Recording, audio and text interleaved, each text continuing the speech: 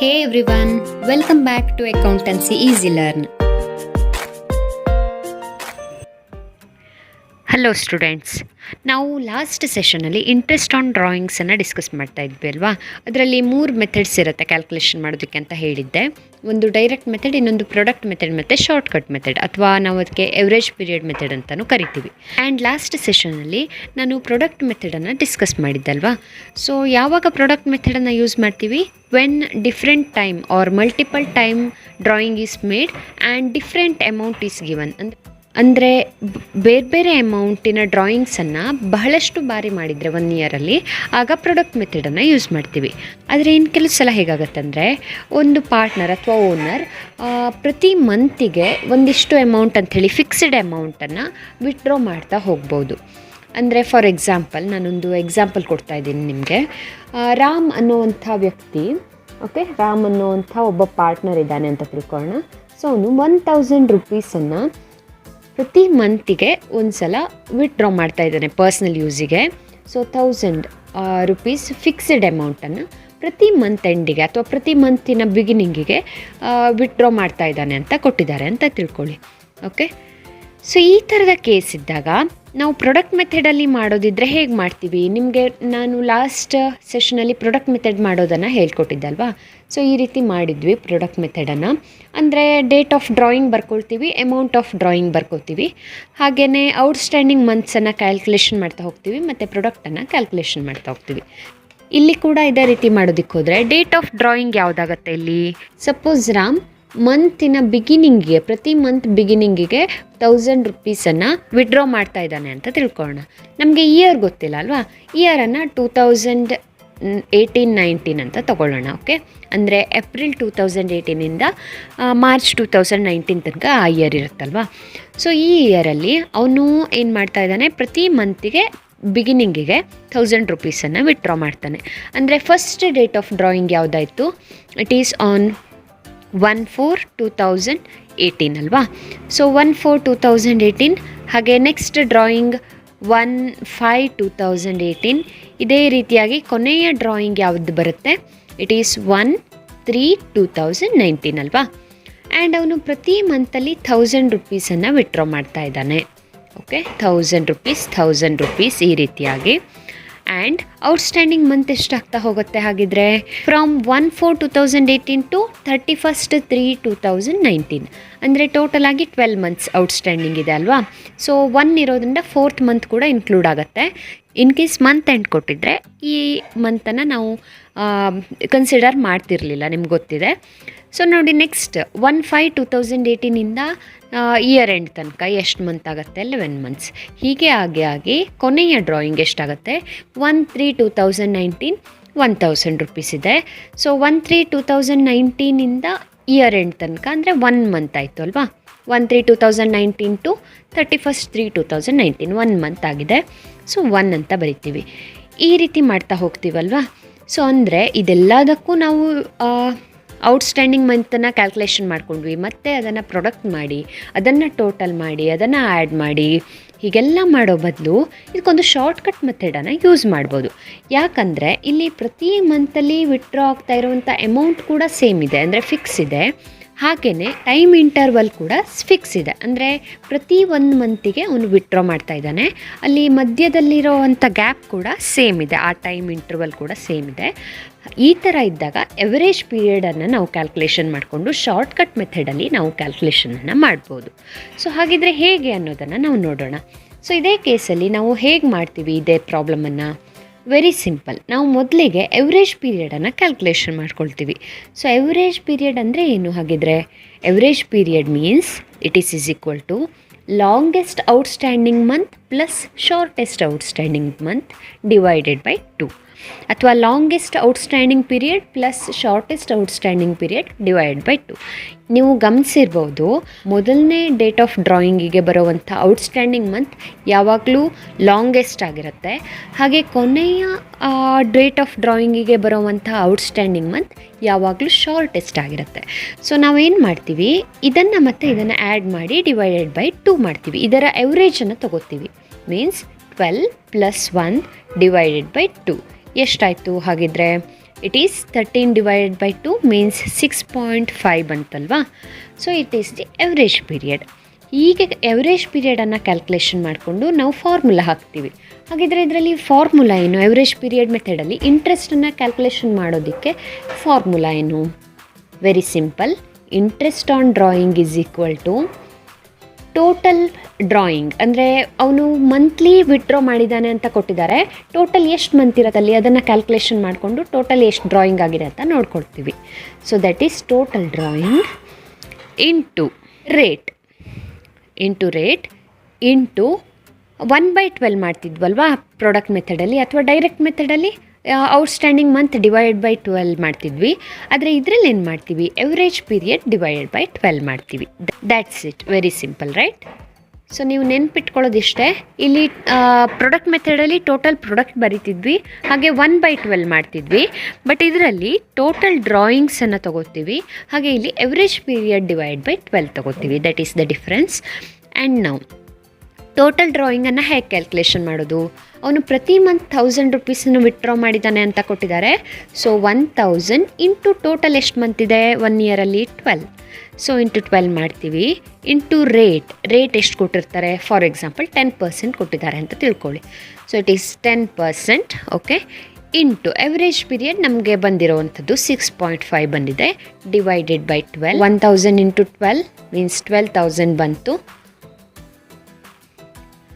And 10% into 10% into 6.5 by 12, it is equal to 12 ones are 12, 1000 ಬಂತು ಇಲ್ಲಿ. So 1000 into 10% means 100. 100 into 6.5, it is rupees 650. So ಇದೇ ರೀತಿಯಾಗಿ ನಾವು ಕ್ಯಾಲ್ಕುಲೇಷನನ್ನು ಮಾಡ್ತಾ ಹೋಗ್ತೀವಿ ಎವರೇಜ್ ಪೀರಿಯಡ್ ಮೆಥಡ್. ಆದರೆ ನಿಮಗೆ ಇಲ್ಲಿ ಟಫ್ ಆಗೋವಂಥದ್ದಂದರೆ ಒಂದೇ ಪಾಯಿಂಟ್, ಅದು ಎವರೇಜ್ ಪೀರಿಯಡ್ ಕ್ಯಾಲ್ಕುಲೇಷನ್. ಬಹಳಷ್ಟು ಜನಕ್ಕೆ ಗೊತ್ತಾಗೋದಿಲ್ಲ ಎವರೇಜ್ ಪೀರಿಯಡನ್ನು ಯಾವ ರೀತಿಯಾಗಿ ಕ್ಯಾಲ್ಕುಲೇಷನ್ ಮಾಡಬೇಕು ಅಂತ. ಸೊ ನಾನಿಲ್ಲಿ ಅದನ್ನು ಸಿಂಪ್ಲಿಫೈ ಮಾಡೋದಕ್ಕೆ ನಿಮಗೊಂದು ಹೇಳ್ಕೊಡ್ತಾ ಇದ್ದೀನಿ. ನೋಡಿ, ನಾವಿಲ್ಲಿ ಡಿಸ್ಕಸ್ ಮಾಡಿರೋದು ಮಂತ್ ಬಿಗಿನಿಂಗಿಗೆ ಡ್ರಾಯಿಂಗ್ ಆದಾಗ ಅಲ್ವಾ. ಇನ್ನು ಕೆಲವು ಸಲ ಏನು ಕೊಟ್ಟಿರ್ತಾರೆ, ಪ್ರತಿ ಮಂತಿನ ಮಿಡಲಲ್ಲಿ ಅವನು ಡ್ರಾಯಿಂಗ್ ಮಾಡಿದ್ದಾನೆ ಅಂತ ಕೊಟ್ಟಿರ್ಬೋದು. For example, Ram withdraws ₹1000 at the middle of every month ಅಂತ ಕೊಟ್ಟಿರ್ಬೋದು. ಈ ರೀತಿ ಕೊಟ್ಟಾಗ ಸ್ವಲ್ಪ ಎವರೇಜ್ ಪೀರಿಯಡ್ ಚೇಂಜಸ್ ಆಗುತ್ತೆ. ಮತ್ತೆಲ್ಲ ಸೇಮ್ ಇರುತ್ತೆ, but average period calculation change ಆಗುತ್ತೆ. ಅದು ಹೇಗೆ ಚೇಂಜ್ ಆಗುತ್ತೆ ನೋಡೋಣ ಬನ್ನಿ. ನಮಗೆ ಎವರೇಜ್ ಪೀರಿಯಡ್ ಕ್ಯಾಲ್ಕುಲೇಷನ್ ಮಾಡೋದಕ್ಕೆ ಈ ಲಾಂಗೆಸ್ಟ್ ಪೀರಿಯಡ್ ಮತ್ತು ಶಾರ್ಟೆಸ್ಟ್ ಪೀರಿಯಡ್ ಬೇಕು ಅಲ್ವಾ. Longest period first date of ಡ್ರಾಯಿಂಗಲ್ಲಿ ಸಿಗುತ್ತೆ, and shortest period last date of ಡ್ರಾಯಿಂಗಲ್ಲಿ ಸಿಗುತ್ತೆ.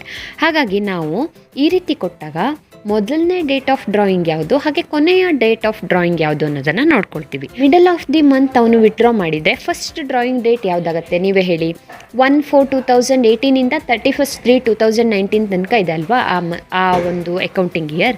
ಸೊ ಅದರಲ್ಲಿ ಫಸ್ಟ್ ಮಂತ್ ಅಂದರೆ ಏಪ್ರಿಲಲ್ಲಿ ಏಪ್ರಿಲ್ 15ಗೆ ಅವನು ಡ್ರಾ ಮಾಡ್ತಾನೆ ಅಲ್ವಾ.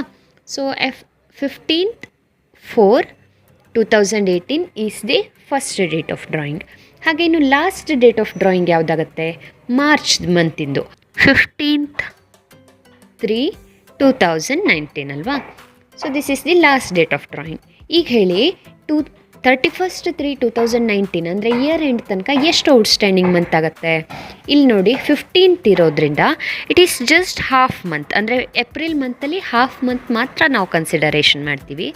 ಹಾಗೆ ನೆಕ್ಸ್ಟ್ ಎಲ್ಲ ಕನ್ಸಿಡರೇಷನ್ ಆಗ್ತಾ ಹೋಗುತ್ತೆ. 5th ಮಂತ್ ಎಲ್ಲ ಪೂರ್ತಿಯಾಗಿ ಕನ್ಸಿಡರ್ ಆಗುತ್ತೆ, ಬಟ್ 4th ಮಂತ್ ಮಾತ್ರ ಹಾಫ್ ಮಾತ್ರ ಕನ್ಸಿಡರೇಷನ್ ಮಾಡ್ತೀವಿ.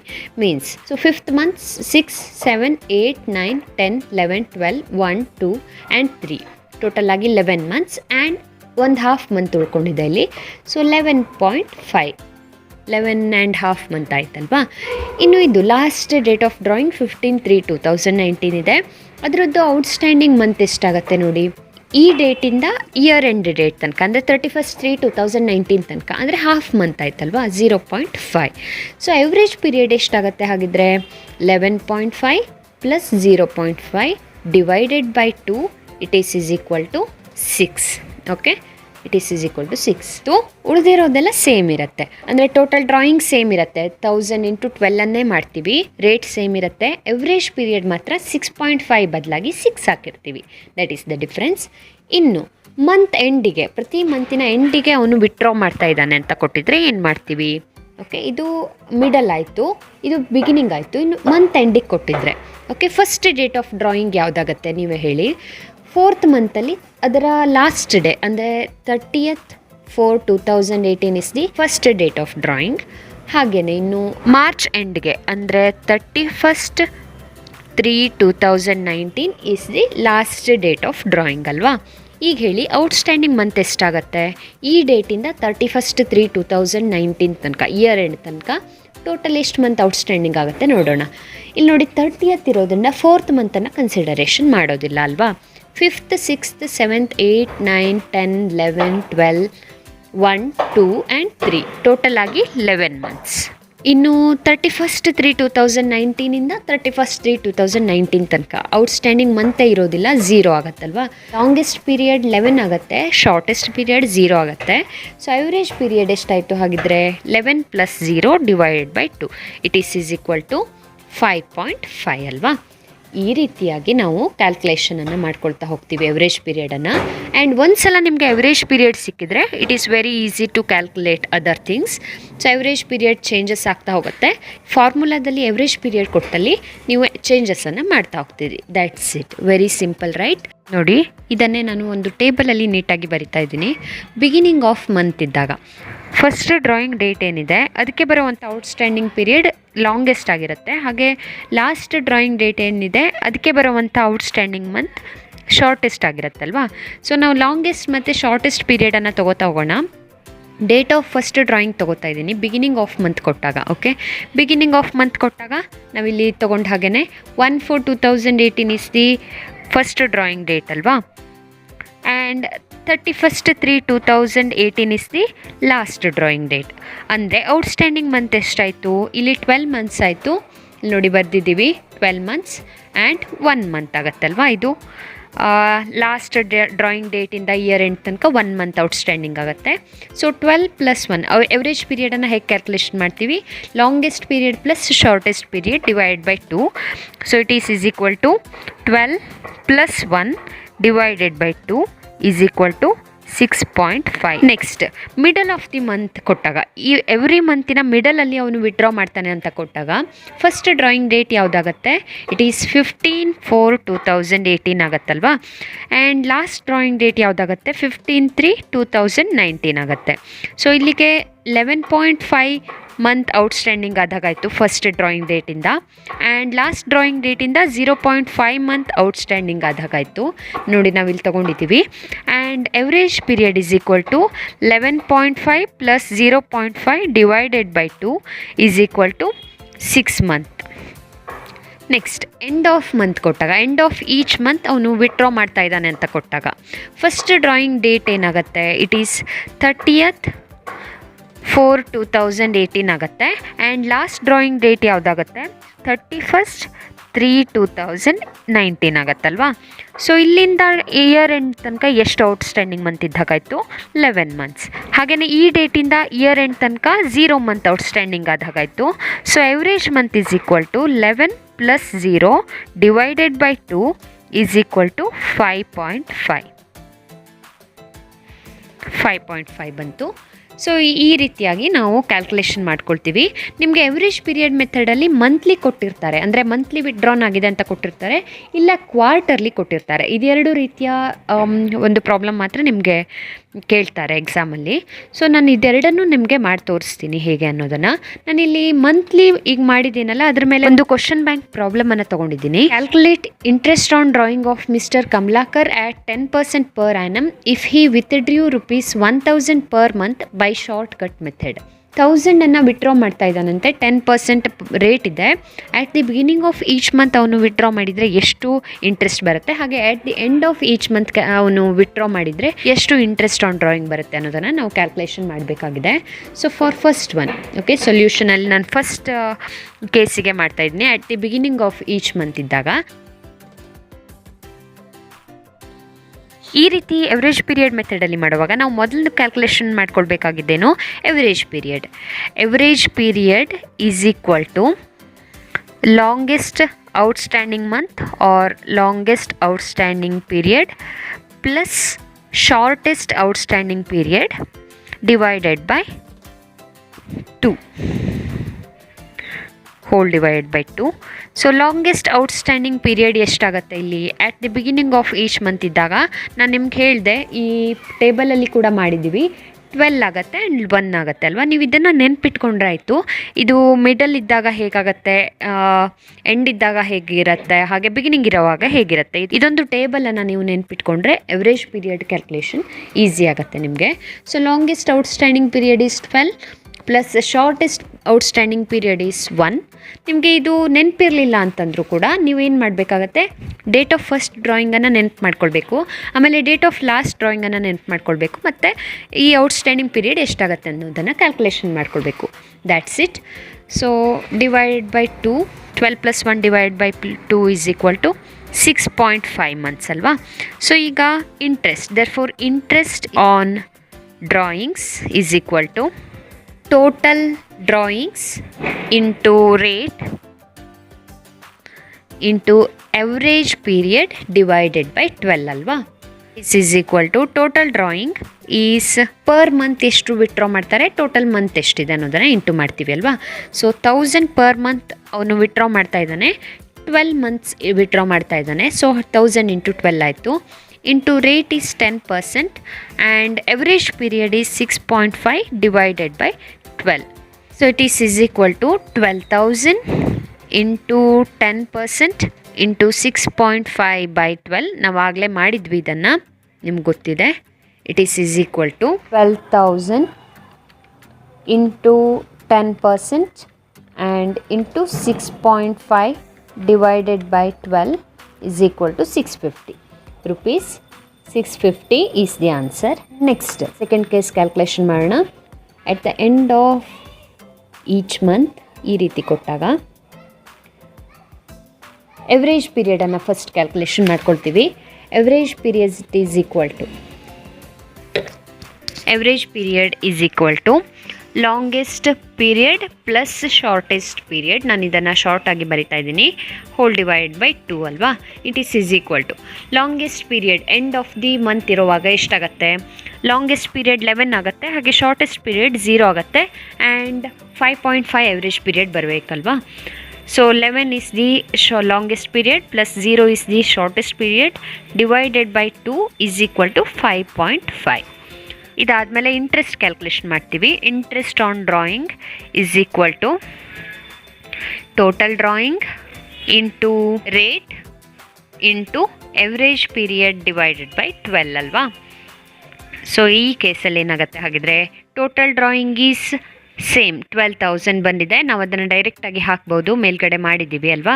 12,000 into rate is 10% into 5.5 divided by 12 it is equal to rupees 550.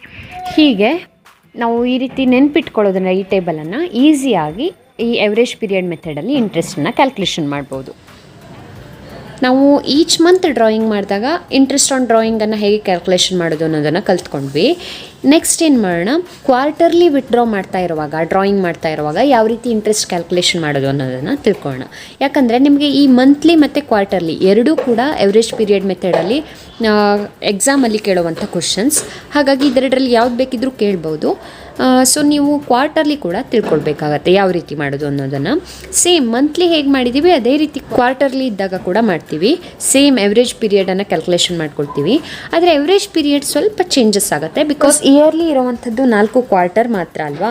ಹಾಗಾಗಿ ನಮಗೆ ಎವರೇಜ್ ಪೀರಿಯಡ್ ಕ್ಯಾಲ್ಕುಲೇಷನ್ಸ್ ಸ್ವಲ್ಪ ಡಿಫ್ರೆಂಟ್ ಆಗಿರುತ್ತೆ. ಅದು ಹೇಗೆ ಅನ್ನೋದನ್ನು ನೋಡೋಣ. ನೋಡಿ, ನಾನಿಲ್ಲಿ ಟೇಬಲನ್ನು ತೊಗೊಂಡಿದ್ದೀನಿ. 4 ಕ್ವಾರ್ಟರ್ಸ್ ಇರುತ್ತೆ ಅಲ್ವಾ. 4 ಕ್ವಾರ್ಟರ್ಸ್ ಅಂದರೆ ಪ್ರತಿ 3 ಮಂತಿಗೆ 1 ಕ್ವಾರ್ಟರ್ ಅಂತ ಕರಿತೀವಿ.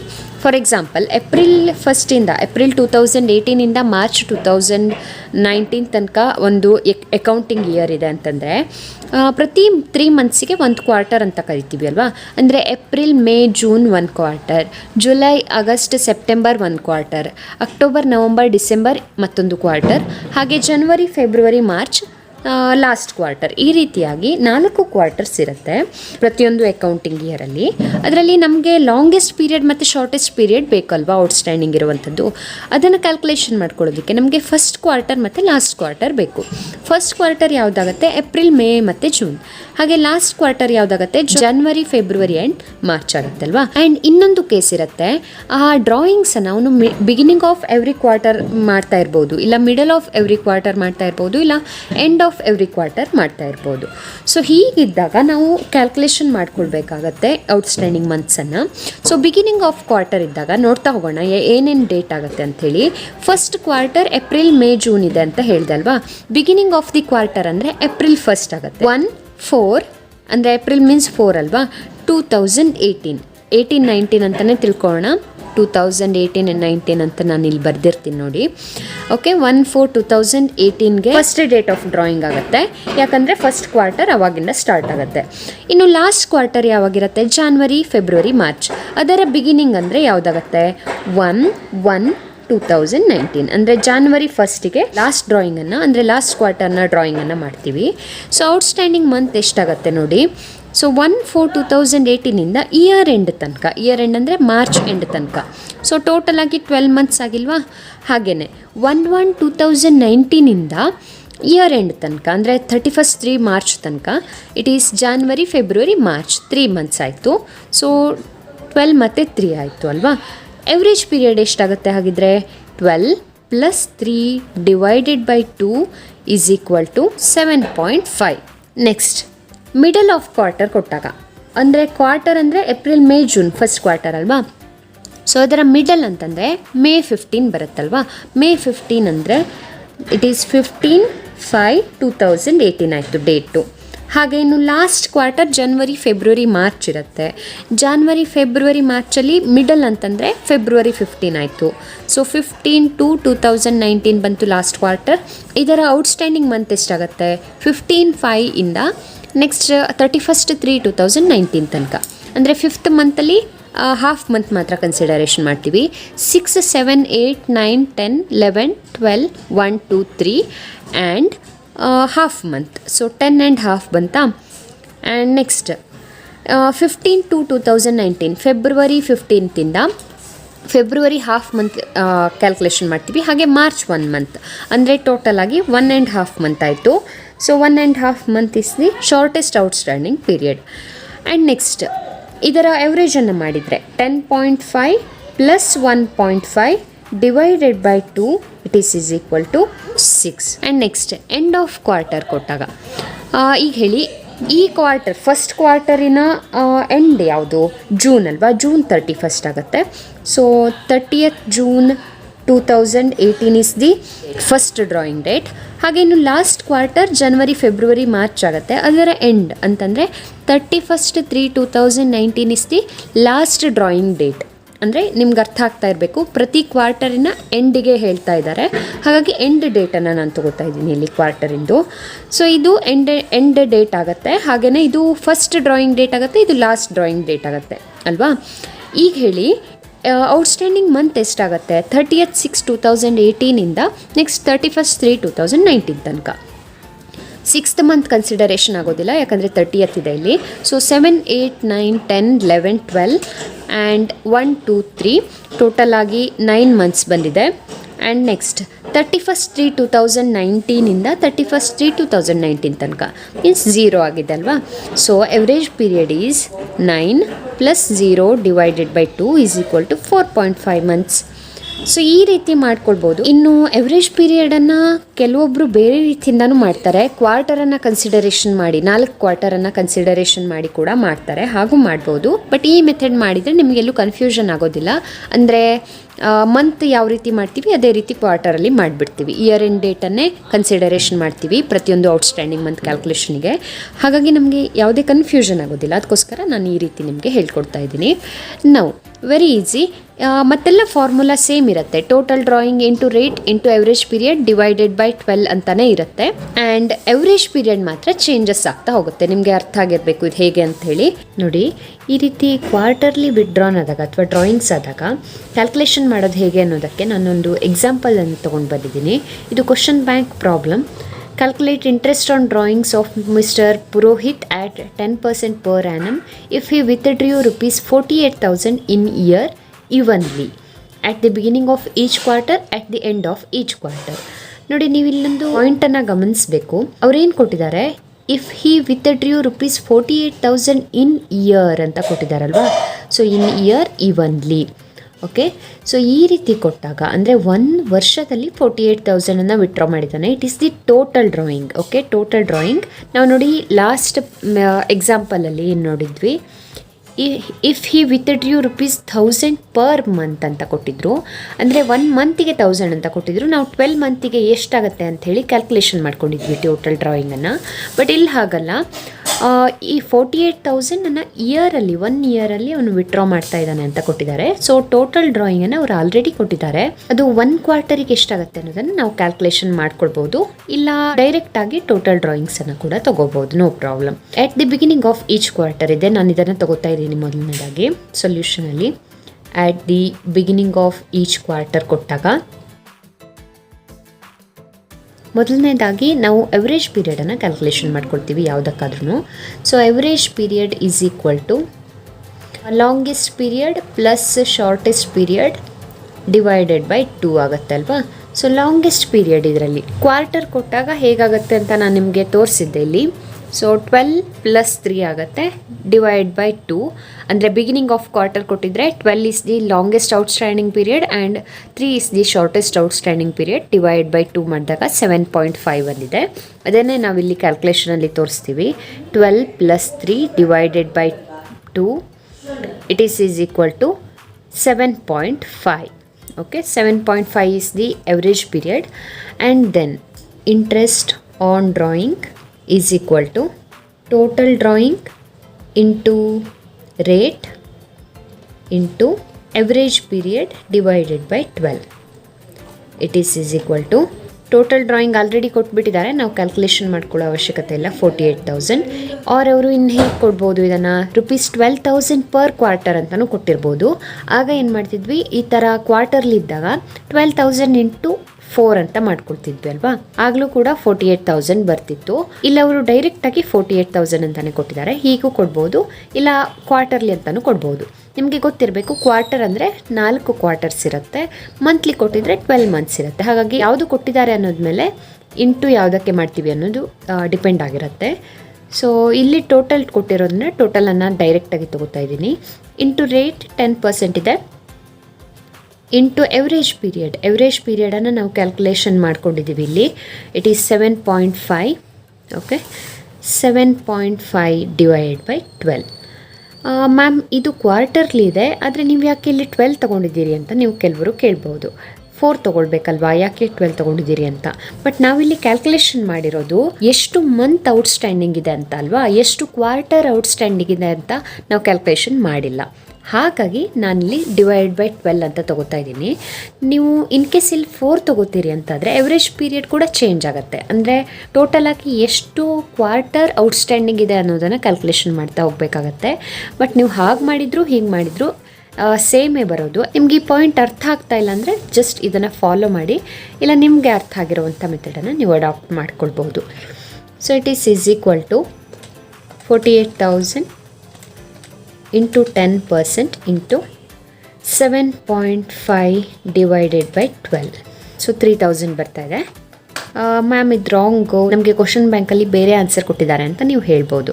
ಬಟ್ ಇದು ಕರೆಕ್ಟ್ ಆಗಿದೆ ಆನ್ಸರ್. ನಿಮಗೆ ಅಲ್ಲಿ ಕ್ವಶನ್ ಬ್ಯಾಂಕಲ್ಲಿ ಕೊಟ್ಟಿರುವಂಥ ಆನ್ಸರ್ ರಾಂಗ್ ಆಗಿದೆ. ಯಾಕಂದರೆ ಅವರು ಇಲ್ಲಿ ಕ್ವಾರ್ಟರ್ ಬದಲಾಗಿ ಮಂತ್ಲಿ ಅಂತ ಕನ್ಸಿಡರೇಷನ್ ಮಾಡಿ ಈ ಕ್ಯಾಲ್ಕುಲೇಷನನ್ನು ಮಾಡಿದ್ದಾರೆ. ನೀವು ಬೇಕಿದ್ದರೆ ಇದನ್ನು ಪ್ರತಿ ಕ್ವಾರ್ಟರ್ಗೆ 12,000 ಅಂತೆ ಪ್ರಾಡಕ್ಟ್ ಮೆಥಡಲ್ಲಿ ಕೂಡ ಮಾಡಿ ಕ್ರಾಸ್ ಚೆಕ್ ಮಾಡ್ಬೋದು. ಇಷ್ಟೇ ಆನ್ಸರ್ ಬರೋದು. ಹಾಗಾಗಿ ಈ ಆನ್ಸರ್ ಕರೆಕ್ಟ್ ಆಗಿದೆ. ನೆಕ್ಸ್ಟ್ ನೋಡಿ, ಸೆಕೆಂಡ್ ಕೇಸ್ ಏನು ಕೊಟ್ಟಿದ್ದಾರೆ, at the end of each quarter ಅಲ್ವಾ.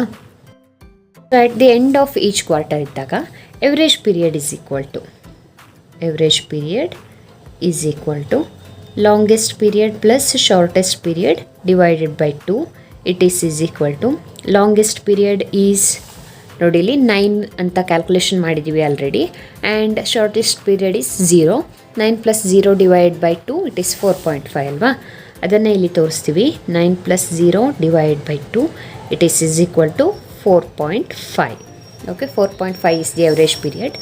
Now interest on drawing is equal to total drawing into rate into average period divided by 12. It is equal to 48,000 into 10% into average period is 4.5 divided by 12.